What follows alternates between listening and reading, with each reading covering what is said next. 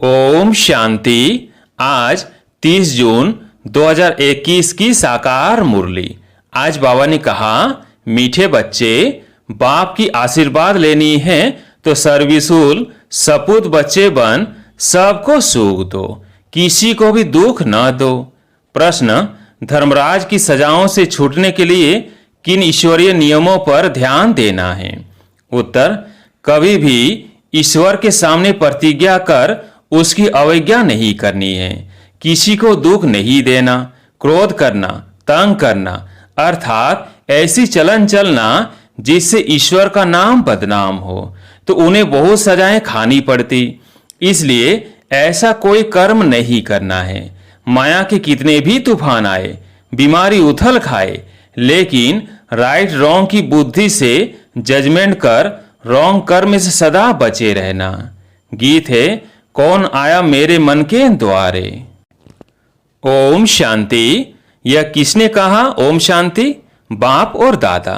यह तो बच्चों को जरूर निश्चय होगा कि हमारा पारलौकिक बाप है परम पिता परमात्मा शिव, और ये ब्रह्मा सब बच्चों का अलौकिक बाप है। इनको ही प्रजापिता ब्रह्मा कहेंगे। इतने बच्चे और किसको होते हैं क्या, सिवाय प्रजापिता ब्रह्मा के पहले नहीं थे। जबकि बेहद के बाप ने इसमें प्रवेश किया है, तो यह हो गया दादा। यह दादा खुद कहते हैं कि तुमको पारलौकिक बाप की प्रॉपर्टी मिलती है। पोत्रे हमेशा दादा के वारिस होते हैं। उनका बुद्धि योग दादे में जाता है, क्योंकि दादे की प्रॉपर्टी का हक मिलना है। जैसे राजाओं के पास जो बच्चे जन्म लेते रहेंगे, ऐसे ही कहेंगे बड़ों की प्रॉपर्टी है। बड़ों का प्रॉपर्टी पर उन्हों का हक है ही। तुम बच्चे जानते हो कि हम बेहद के बाप द्वारा बड़े ते बड़ी प्रॉपर्टी स्वर की बादशाही ले रहे हैं। हमको बाप पढ़ा रहे हैं। तुम अब सम्मुख बैठे हो। सम्मुख का नशा भी नंबरवार पुरुषार्थ अनुसार रहता है। कोई की दिल में तो बड़ा लव रहता है। हम ऊंच तेज भगवान के आकर इस साकार माता पिता द्वारा वारिस बनते हैं।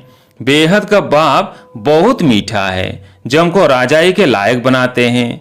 माया ने बिल्कुल ही नालायक बना दिया है। कल बाबा के पास कोई मिलने लिए आए थे, परंतु वो कुछ समझे थोड़ी थे। बाबा ने समझाया, ये सब ब्रह्म कुमार है। तुम भी ब्रह्मा के व शिव के बच्चे हो ना। कहा है तो जरूर, यह सिर्फ सुनकर कहा, परंतु दिल में लगा नहीं, तीर लगा नहीं कि सचमुच हम उनके बच्चे हैं। यह भी उनके बच्चे हैं, वर्षा ले रहे हैं। वैसे ही हमारे पास भी कई बच्चे हैं जिनको बहुत थोड़ा बुद्धि में बैठता है। वो खुशी, वो रुहाब नहीं दिखाई पड़ता है। अंदर बड़ा खुशी का पारा चढ़ना चाहिए। वो सारा चेहरे पर भी आता है। अभी तुम सजनियों का ज्ञान श्रृंगार हो रहा है। तुम जानते हो हम साजन की सजनियां हैं। एक खेरूत अर्थात खेती का काम करने वाले की लड़की की कहानी है ना। एक राजा खेरूत की लड़की को ले आया, परंतु फिर भी उसे राजाई में मजा नहीं आया, तो लड़की को वापस गांव में छोड़ आया।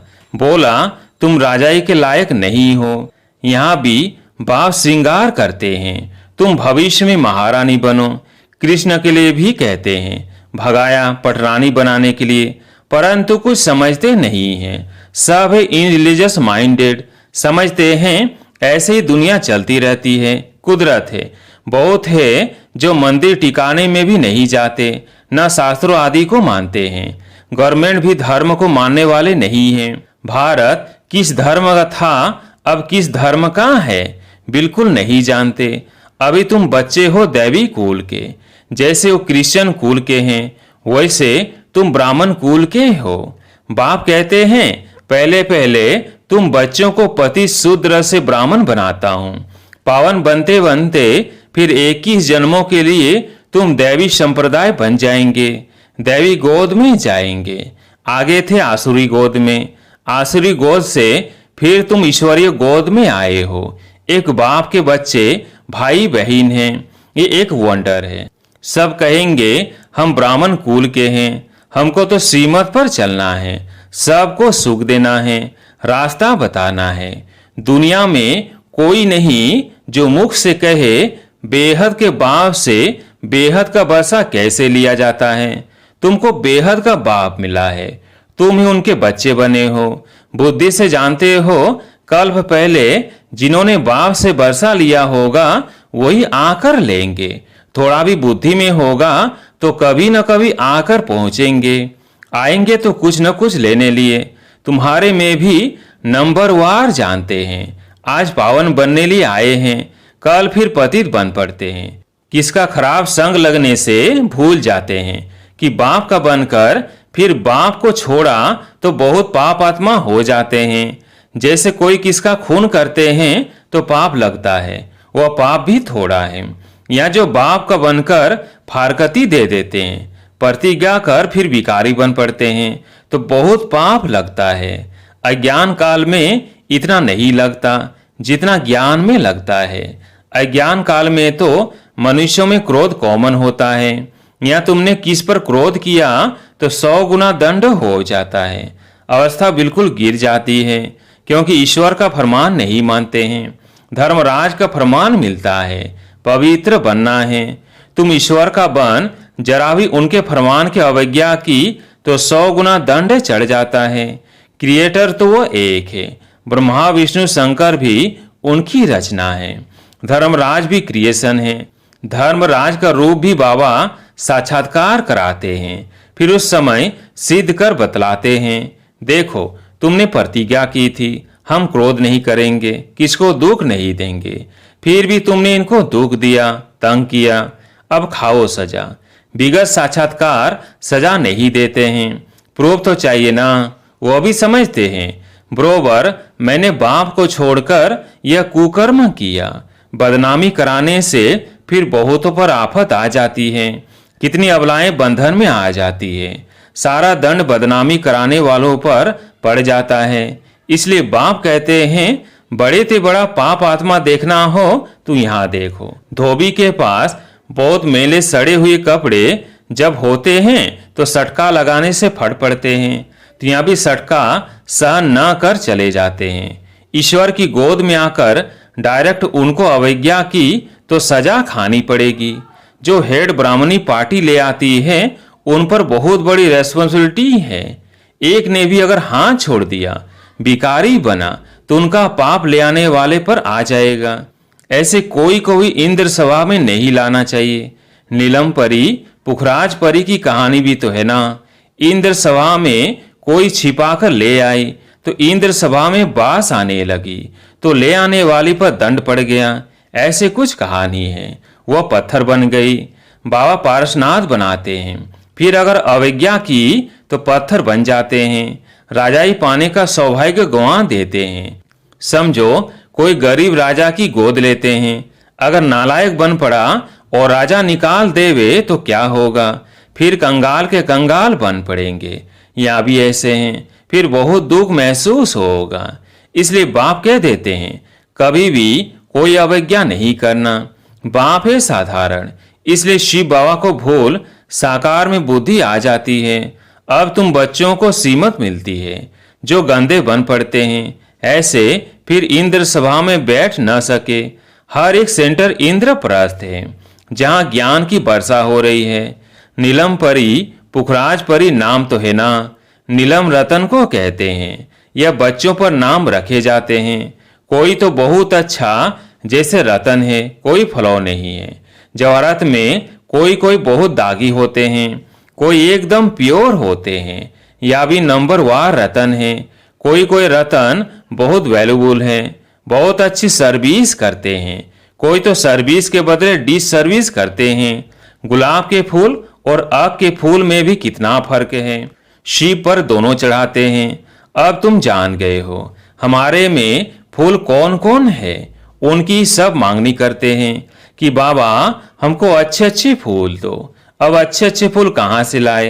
रतन ज्योत फूल तो कॉमन होते हैं। यह बगीचा है ना। तुम ज्ञान गंगाएं भी हो। बाबा तो सागर ठहराना। यह ब्रह्मा है, ब्रह्मपुत्रा बड़े से बड़ी नदी। कलकत्ते में ब्रह्मपुत्रा नदी बहुत बड़ी है, जहाँ सागर और नदी का बड़ा भारी मेला लगता है। ब्रोवर ज्ञान सागर बाबा है। यह चैतन्य ज्ञान सागर है। तुम भी चैतन्य ज्ञान नदियां हो। वह तो है पानी की गंगाएं। वास्तव में नदियों पर नाम पड़ा है, परंतु आसुरी संप्रदाय यह भी भूल गए हैं। हरिद्वार में गंगा के किनारे पर चतुर्भुज का चित्र दिखाते हैं, उनको भी गंगा कहते हैं, परंतु मनुष्य समझते नहीं कि चतुर्भुज कौन है। बरोबर इस समय तुम सदर्शन चक्रधारी बनते हो। तुम हो सच्ची ज्ञान नदियां, वो है पानी की। वहां जाकर स्नान करते हैं, समझते कुछ भी नहीं, बस देवी है। मनुष्य को तो कभी 4 से 8 भुजा होती नहीं है, कुछ भी अर्थ नहीं समझते। तुम बच्चे जानते हो बाबा हमको क्या बनाते हैं। हम तो 100% बेसमझ थे। बाबा की गोद लेने से हम स्वर्ग के मालिक बनते हैं। भल यहाँ कोई राजा हो, परंतु स्वर्ग के सुख और अभी के सुख में रात दिन का फर्क है। तुम्हारे में कोई ऐसे भी हैं जो बाप को नहीं समझते हैं, तो अपने को भी नहीं समझते हैं। देखना चाहिए कि मैं कितनी खुशबू देता हूँ। उल्टा सुल्टा तो नहीं बोलता हूँ, क्रोध तो नहीं करता हूँ। बाप झट चलन से समझ लेते हैं कि यह बच्चा कैसे होगा। सर्विसुल बच्चे बाप को बहुत प्यारे लगते हैं। सब तो एक जैसे प्यारे नहीं लग सकते हैं। ऐसे बच्चों के लिए अंदर से ऑटोमेटिकली आशीर्वाद निकलती है। बाप का नाफरमान बरदार बच्चा होगा तो बाप कहेंगे ऐसा बच्चा मुआ भला, कितना नाम बदनाम करते हैं। इसको कहा जाता है तकदीर। किसकी तकदीर में क्या है झट पता लग जाता है। बाबा समझाते हैं यह सपूत बच्चा है, वह कपूत है। बाप दादा को नहीं पहचाना, तकदीर में बरसा लेना नहीं है तो क्या करेंगे। इस ज्ञान मार्ग में कायदे बड़े कड़े हैं। बाप पवित्र बने और बच्चे न बने तो बच्चा हकदार नहीं हो सकता है। उसको बच्चा नहीं समझेंगे, फिर कहेंगे हम तो शिव बाबा को वारिस बनाएंगे, तो बाबा एक ही जन्म के लिए हमको रिटर्न में देंगे। इसका मतलब यह नहीं कि बाबा के पास आकर बैठ जाना है, नहीं।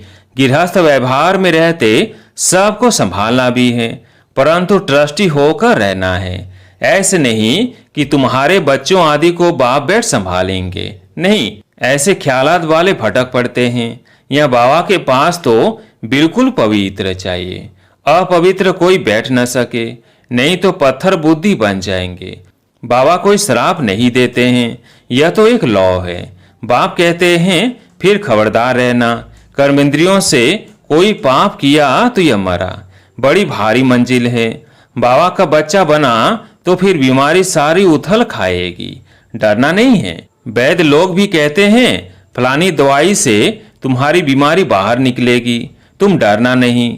बाप भी खुद कहते हैं तुम बाप के बनेंगे तो माया रावण तुमको बहुत हैरान करेगा, खूब तूफान में ले आएगा। अभी तुमको रॉन्ग और राइट की बुद्धि मिली है, और कोई को रॉन्ग राइट की बुद्धि नहीं है। सबकी है विनाश काले विपरीत बुद्धि। प्रीत बुद्धि तुम्हारे में भी नंबरवार पुरुषार्थ अनुसार है। प्रीत बुद्धि वाले बाप की सर्विस बहुत अच्छी करेंगे। अच्छा, मीठे मीठे सिकिलदेव बच्चों प्रति माता पिता बाप दादा का याद प्यार और गुड मॉर्निंग। रूहानी बाप की रूहानी बच्चों को नमस्ते। हम रूहानी बच्चों की रूहानी बाप दादा को याद प्यार गुड मॉर्निंग नमस्ते नमस्ते। धारणा के लिए मुख्य सार। पहला पॉइंट, ईश्वर का बच्चा बनकर जरा भी उनके फरमान की अवज्ञा नहीं करनी है। इन कर्मेंद्रियों से कोई भी कुकर्म नहीं करना है, उल्टे सुल्टे बोल नहीं बोलने हैं। सपूत बन बाप की आशीर्वाद लेनी है। दूसरा पॉइंट, ट्रस्टी बनकर अपने गृहस्थ व्यवहार को संभालना है। ज्ञान मार्ग के जो कायदे हैं उन पर पूरा पूरा चलना है। राइट और रॉन्ग को समझकर माया से खबरदार रहना है। आज प्यारे मीठे बाबा का वरदान, संपूर्ण स्टेज और स्टेटस की स्मृति से सदा उच्च कर्तव्य करने वाले बाप समान भव। संपूर्ण स्टेज और स्टेटस की स्मृति से सदा उच्च कर्तव्य करने वाले बाप समान भव। सदैव ये स्मृति में रहे कि मैं हर समय हर सेकंड हर कर्म करते हुए स्टेज पर हूँ। तो हर कर्म पर अटेंशन रहने से संपूर्ण स्टेज के नजदीक आ जाएंगे। साथ साथ वर्तमान और भविष्य स्टेटस की स्मृति रहने से हर कर्म श्रेष्ठ होगा। यही दो स्मृतियां बाप समान बना देगी। समानता में आने से एक दो के मन के संकल्पों को सहज ही कैच कर लेंगे। इसके लिए सिर्फ संकल्पों पर कंट्रोलिंग पावर चाहिए, अपने संकल्पों की मिक्सचरिटी न हो। स्लोगन: ईर्ष्या और अप्राप्ति का कारण इच्छाएं हैं। जहां सर्व प्राप्तियां हैं वहां प्रसन्नता है। ईर्ष्या और अप्राप्ति का कारण इच्छाएं हैं। जहां सर्व प्राप्तियां हैं वहां प्रसन्नता है। अच्छा, ओम शांति।